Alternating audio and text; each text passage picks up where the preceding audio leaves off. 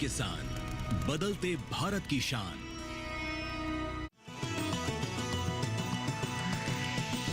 DD किसान, बदलते भारत की शान।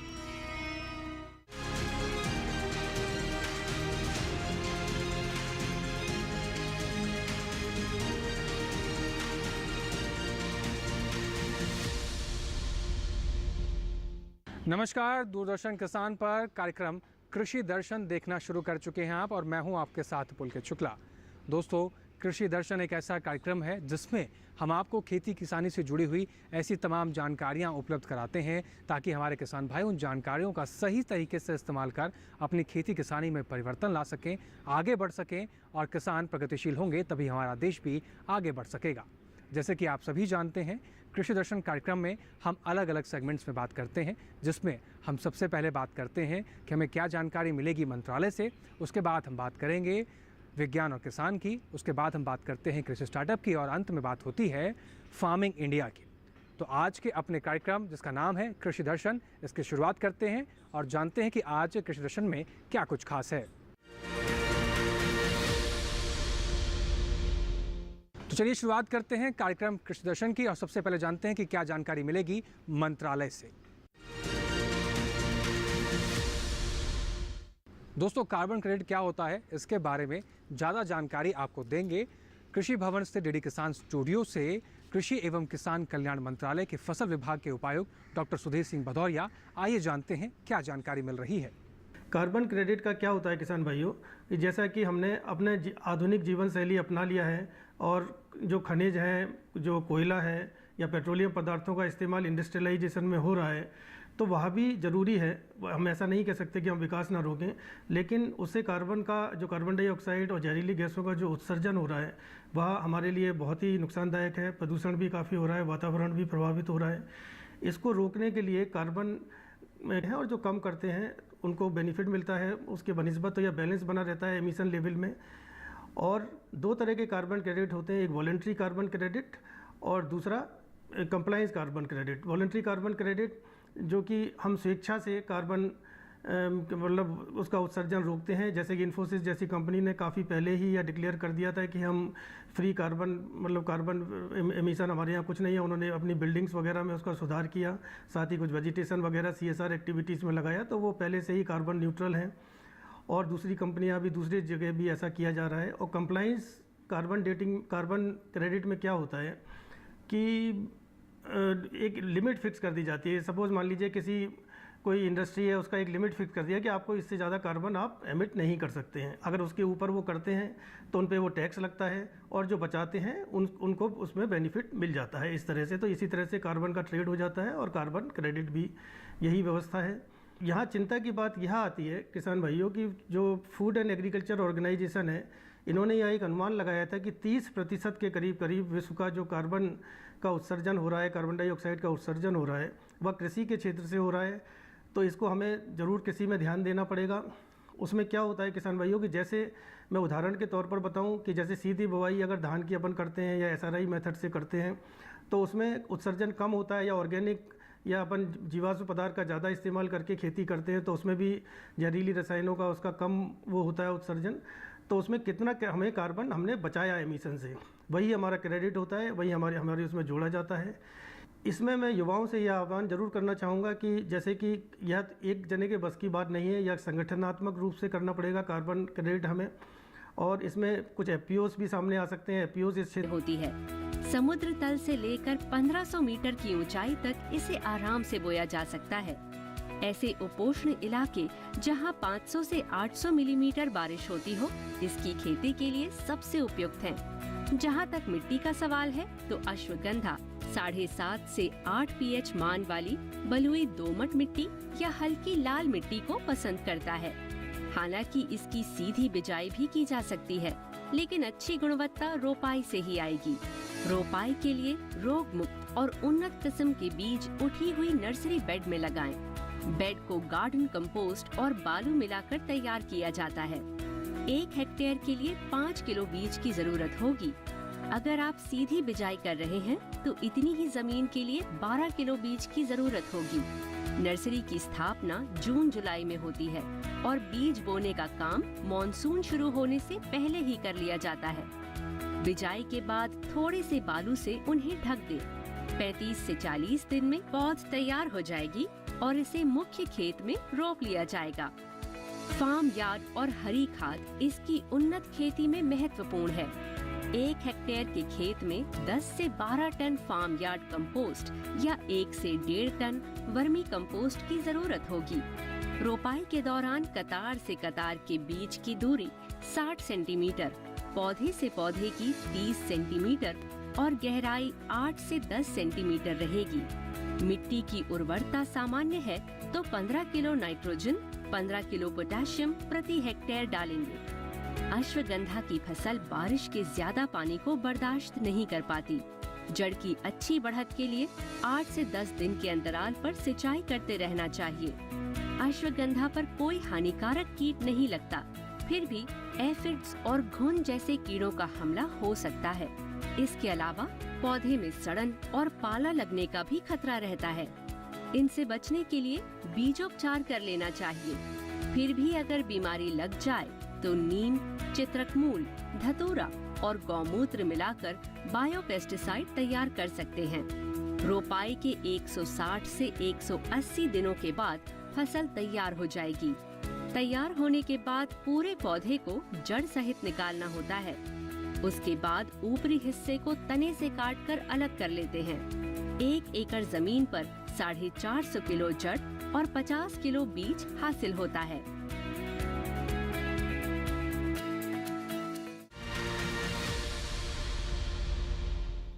दोस्तों, जाना आपने अश्वगंधा के औषधीय गुणों के बारे में और कैसे इसकी खेती से लाभ कमाया जा सकता है, इसके बारे में भी आपको जानकारी दी गई। अब इस कार्यक्रम को आगे बढ़ाएंगे, लेकिन यहाँ हमें एक छोटे से ब्रेक ले रुकना होगा। ब्रेक के उस पार आपको बताएंगे कृषि स्टार्टअप और फार्मिंग इंडिया के बारे में। तब तक आप बने रहें और देखते रहें कार्यक्रम कृषि दर्शन।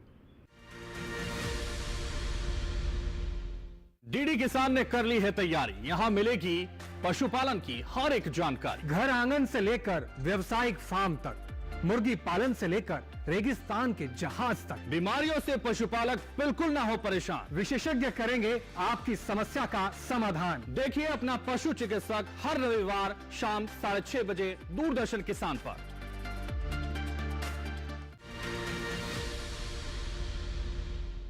ब्रेक के बाद एक बार फिर से आप सभी का स्वागत है। आप सभी देख रहे हैं कार्यक्रम कृषि दर्शन। कृषि दर्शन के इस हिस्से में अब हम बात करेंगे कृषि स्टार्टअप के बारे में।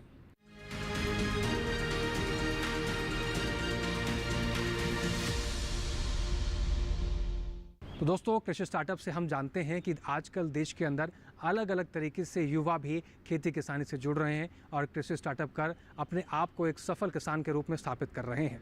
आज कृषि स्टार्टअप में हम बात करेंगे मधुमक्खी पालन के बारे में। कैसे मधुमक्खी पालन कर आप कृषि स्टार्टअप कर सकते हैं और अपनी आय को बढ़ा सकते हैं। न केवल अपनी आय को बढ़ा सकते हैं, अपने आसपास के किसानों के लिए एक प्रेरणा भी बन सकते हैं। तो आइए जानते हैं कि कैसे मधुमक्खी पालन एक ऐसा स्रोत है जिसके जरिए एक बेहतर कृषि स्टार्टअप के तौर पर शुरुआत की जा सकती है।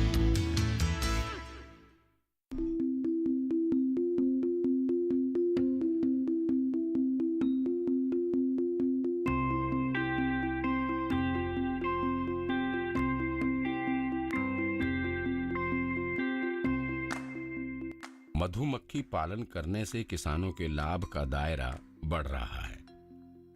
लखनऊ के निमित सिंह एक ऐसे युवा हैं जो बीटेक की पढ़ाई करके नौकरी के बजाय इसी कार्य से जुड़ गए हैं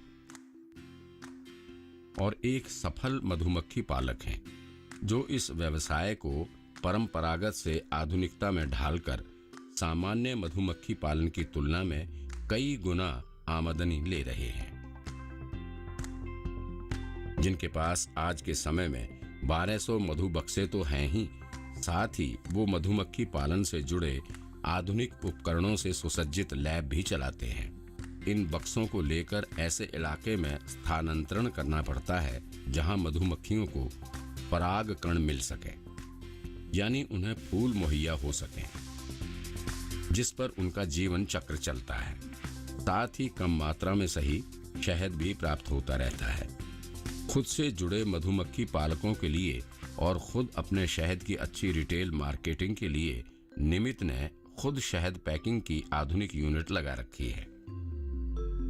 और इस आधुनिक यूनिट में तैयार होते हैं शहद से जुड़े कई तरह के उत्पाद, जिसके लिए कई आधुनिक मशीनें लगा रखी हैं। जिसके शहद के बारे में एवं इन मशीनों और उनके काम के बारे में निमित सिंह एक एक करके बताएंगे।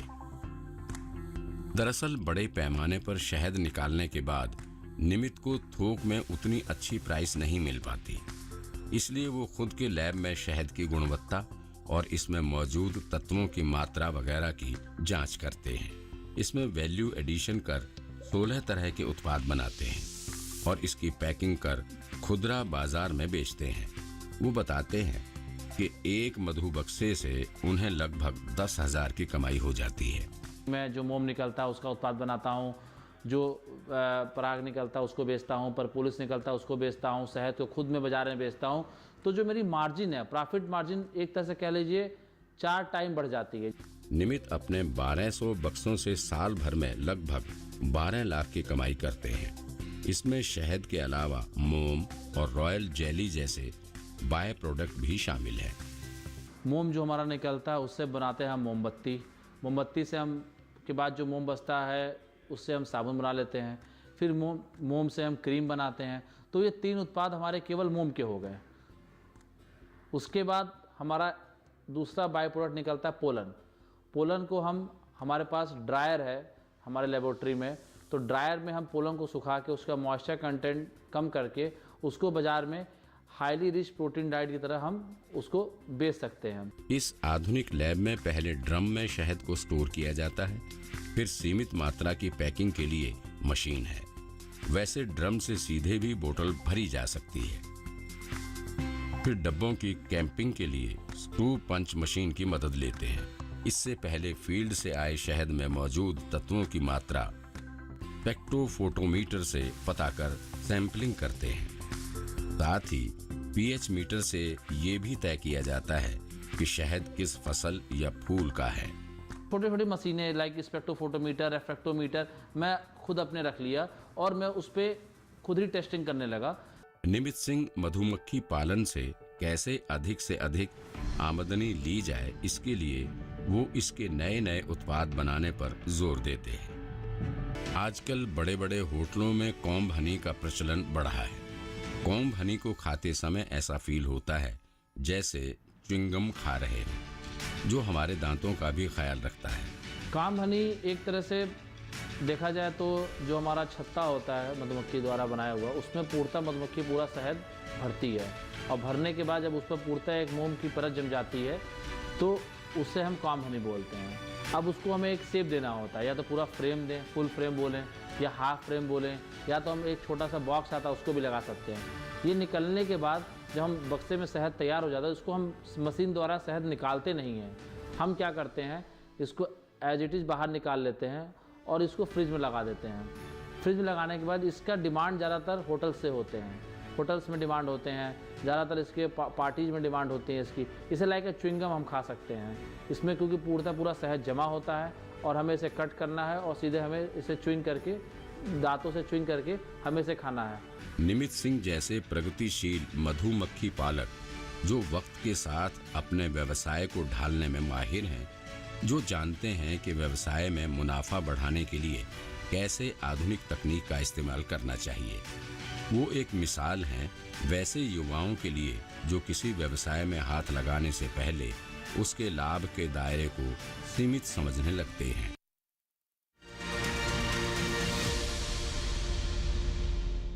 दोस्तों यहाँ वक्त हो गया एक छोटे से ब्रेक का। ब्रेक के उस पार हम आपको बताएंगे फार्मिंग इंडिया के बारे में। तब तक आप बने रहें और देखते रहें कृषि दर्शन।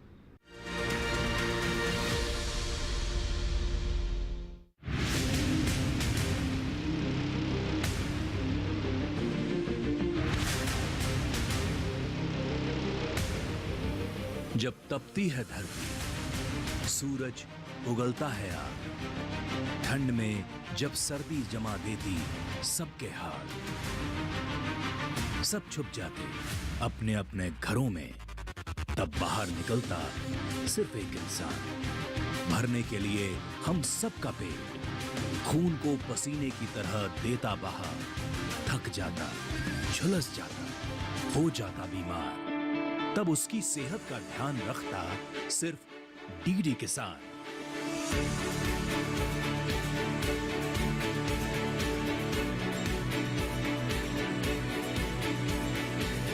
देखिए स्वस्थ किसान शनिवार शाम 6 बजे लाइव सिर्फ दूरदर्शन किसान चैनल पर।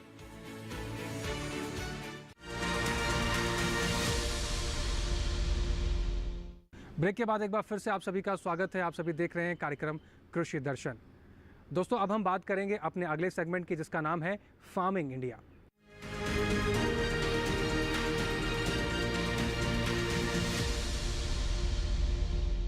फार्मिंग इंडिया में आज हम बात करेंगे एक ऐसी चीज़ के बारे में जिसके बारे में आपको ज़्यादा जानकारी देंगे हमारे एआई एंकर, जिनका नाम है कृष, जो आपको किसानी को लेकर ऐसी तमाम सलाह साझा करेंगे। तो रुक करते हैं एआई एंकर कृष का। कृष, क्या कुछ जानकारी आपके पास है किसानी को लेकर? नमस्कार, आप देख रहे हैं डीडी किसान। मैं हूं एआई कृष और आज हम बिहार और झारखंड में होने वाली खेती किसानी से संबंधित सलाहों के बारे में पूरी जानकारी देंगे। बिहार में किसान मक्के की कटाई कर सकते हैं, इसके साथ किसान मूंग की कटाई भी कर सकते हैं। मूंग के खेत में पर्याप्त नमी बनाए रखें और मूंग के खेत में निराई करें। यहाँ बैंगन के खेत की देखभाल भी करते रहें। इसके साथ ही धान की खेती के लिए खेत तैयार कर लें। वहीं जूट के खेत में निराई कर सकते हैं। जूट के खेत से खरपतवार निकालें और जूट की बुवाई करें। बिहार में आम के बागों की देखभाल करते रहें। इसके अलावा प्याज के खेत में सिंचाई करें। किसान भिंडी के खेत में निराई करते रहें और साथ ही कद्दू के खेत में सिंचाई कर सकते हैं। बिहार के किसान करेले के खेत से घास फूस निकाल लें और खेत में सिंचाई करते रहें। बात करें झारखंड की, तो यहां किसान मूंग की बुवाई कर लें। मूंग के खेत में पर्याप्त नमी बनाए रखें। वहीं फूल गोभी के खेत में सिंचाई कर सकते हैं। इस समय फूल गोभी में कीट लगने की आशंका बनी हुई है। ऐसे में कीटों से बचाव के लिए कृषि विशेषज्ञों की सलाह से फूल गोभी में कीटनाशक का छिड़काव करें।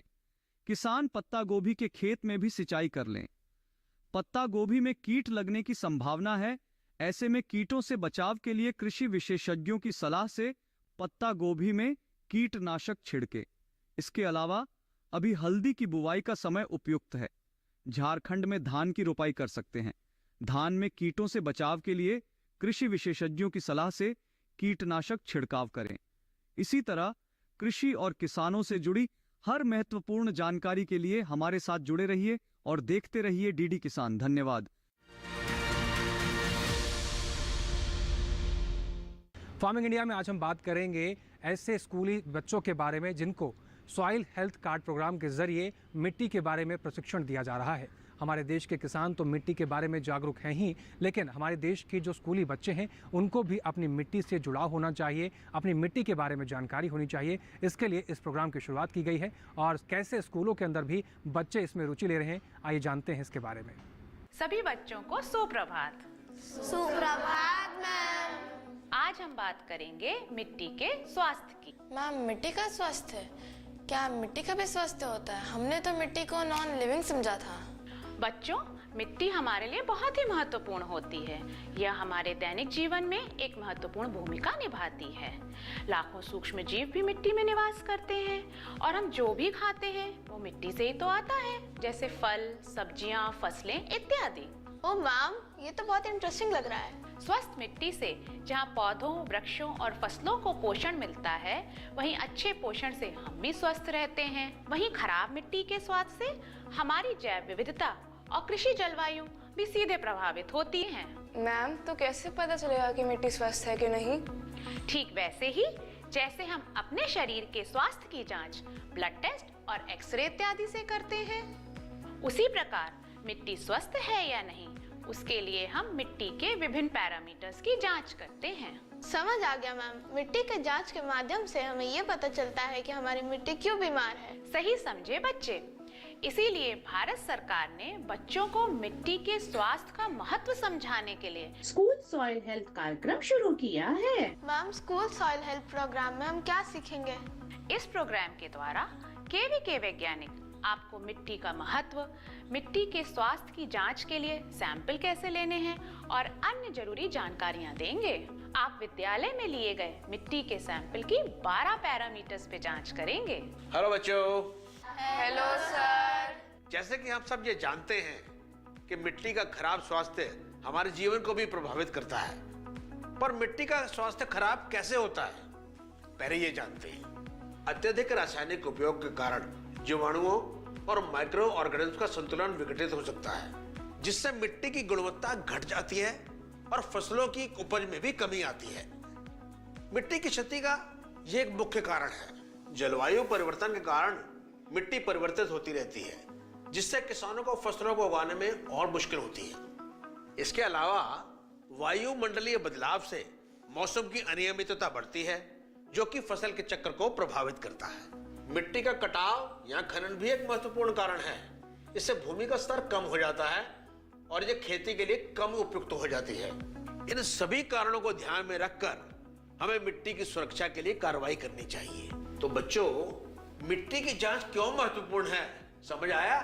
जी सर। तो बच्चों, मिट्टी के परीक्षण के बाद भारत सरकार किसानों को मिट्टी के स्वास्थ्य कार्ड देती है। यह एक विशेष प्रकार का कार्ड होता है जिसमें मिट्टी के स्वास्थ्य से संबंधित सभी प्रकार की जानकारियां होती हैं। ये आपकी मिट्टी के 12 पैरामीटर्स की मापदंड करके उसमें पोषक तत्वों की मात्रा, मिट्टी की बनावट, पीएच स्तर और उत्पादकता से संबंधित महत्वपूर्ण कारकों के बारे में बताता है। स्वास्थ्य कार्ड द्वारा दी गई सिफारिशों का उपयोग करके किसान न सिर्फ अपनी मिट्टी को स्वस्थ रख सकता है, बल्कि उत्पादकता भी बढ़ा सकता है। तो बच्चों, आप तैयार हैं कि खेत में जाके मिट्टी का नमूना लें? जी सर।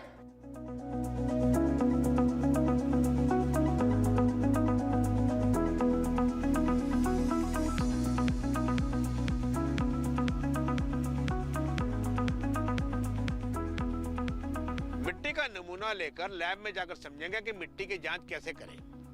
मिट्टी के स्वास्थ्य की जांच पूरी होने के बाद मिट्टी के स्वास्थ्य पैरामीटर को मिट्टी के स्वास्थ्य पोर्टल में दर्ज करके मिट्टी का स्वास्थ्य कार्ड बनवा लेंगे। बन गया हमारा सॉइल हेल्थ कार्ड। बच्चों, अब समझते हैं कि मिट्टी के स्वास्थ्य कार्ड के आधार पर SRLM दीदी किसानों को क्या समझाती हैं।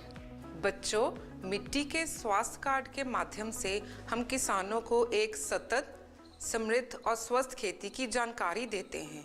हम इसके माध्यम से किसानों को समझाते हैं कि उनकी मिट्टी में किन पोषक तत्वों की कमी है और उसे सुधारने के लिए क्या कर सकते हैं। कई भारतीय राज्यों की मिट्टी की गुणवत्ता खराब है और इसका असर फसलों की उपज पर भी पड़ता है। इस समस्या का हल करने के लिए इंटीग्रेटेड न्यूट्रिएंट मैनेजमेंट द्वारा विभिन्न प्रकार के उर्वरकों का सही समय पर सही मात्रा में फसलों के अनुसार उपयोग करते हैं। इंटीग्रेटेड न्यूट्रिएंट मैनेजमेंट में किसानों को बताया जाता है कि जैविक बायोफार्म उर्वरक, पिछली फसल के अवशेष, मल्चिंग, पशुओं के बचे विशिष्ट पदार्थ, फसल रोटेशन आदि को उपयोग करके मिट्टी के स्वास्थ्य को सुधारा जा सकता है।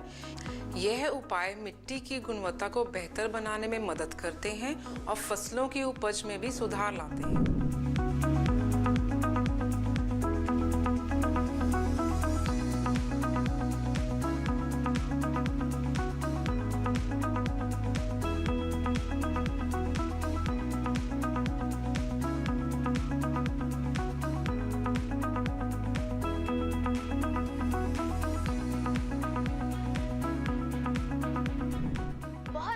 खेतों में इन तकनीकों के उपयोग की जानकारी देकर हम अपने परिवारों को और किसानों को सतत, स्वस्थ और समृद्ध बना सकते हैं।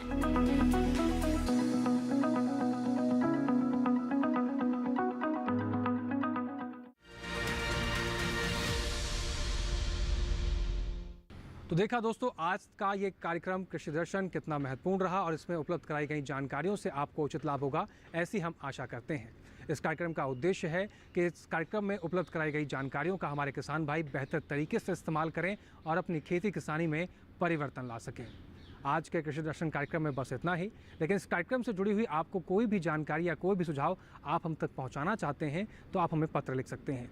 पत्र लिखने के लिए आप हमारा पता नोट कर लीजिए। हमारा पता है कृषि दर्शन, कमरा नंबर 58, CPC दूरदर्शन, खेलगांव, नई दिल्ली 110049।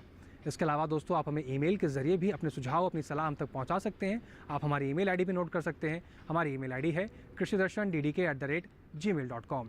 आपके सुझाव और आपकी सलाह हमारे इस कार्यक्रम को और बेहतर करने में काफ़ी मदद करते हैं, इसलिए आपके पत्रों का और आपके सुझावों का हमें बेसब्री से इंतज़ार रहता है।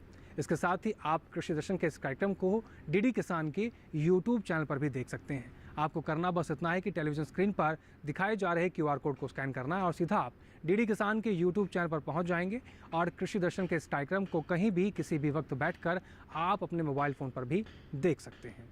इसके साथ ही दोस्तों आज के इस कृषि दर्शन कार्यक्रम में बस इतना ही। फिर से होंगे हाजिर तमाम जानकारियाँ लेकर। तब तक हमें दीजिए इजाज़त और आप बने रहें दूरदर्शन किसान के साथ। नमस्कार।